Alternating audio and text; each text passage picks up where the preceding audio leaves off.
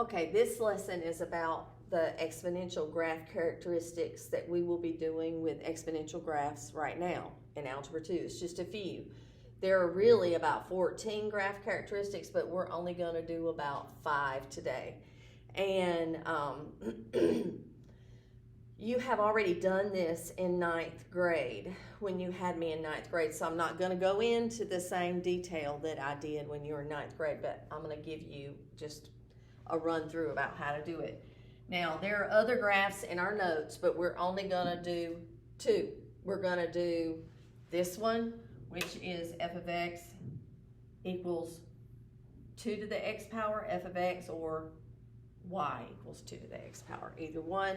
I've already put the table in. You can do this table. You can look at these graphs on Desmos. It's fine with me if you go into Desmos and put your graphs in there, but I just quickly went ahead and did this one so you could see it.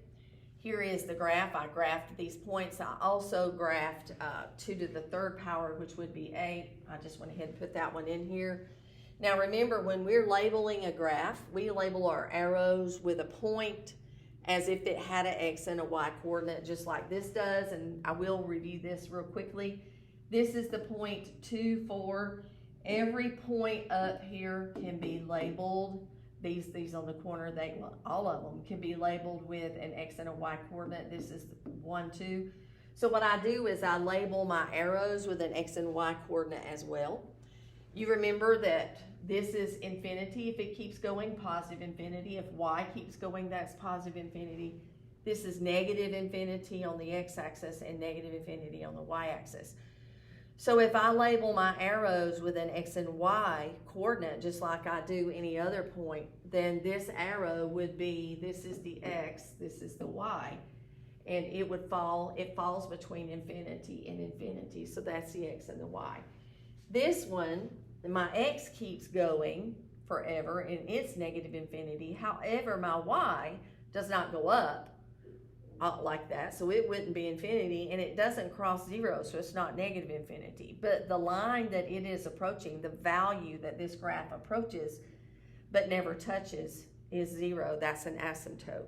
So we label this arrow with negative infinity, 0. So when I do my domain, if I look up here at the graph, my lowest x value and highest x value will be visible on the graph if I label it. So my domain is negative infinity to infinity. My range, my lowest y value that is visible, is 0 to infinity. So that is my range. And remember, we label them small number to big number. And remember, end behavior is just looking at your arrows and reading it. So when I look at this arrow here, it is labeled, that's how come it's important to know how to label them. It is labeled infinity, infinity. So as x approaches infinity, f of x is approaching infinity.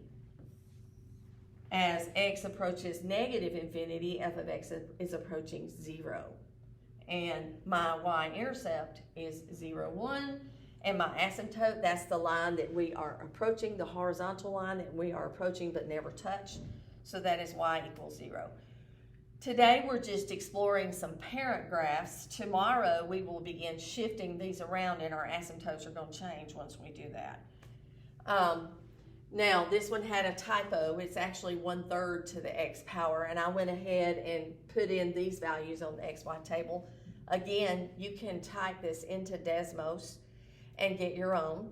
And remember, this is infinity, this is infinity, negative infinity, and then I use these as a guide to help me do my x and y coordinate of my arrows.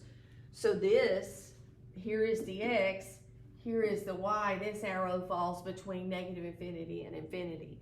This arrow over here, if it were going up, would fall between infinity and infinity. Since it's not going up and it's approaching a line, the x is infinity, but the y is 0 because it's not going to cross that line.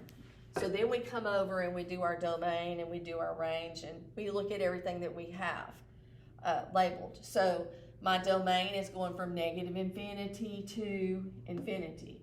My range is going from 0 to infinity. Remember, we always do those small number to big number.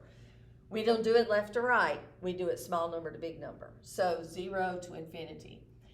As x approaches infinity, y is 0.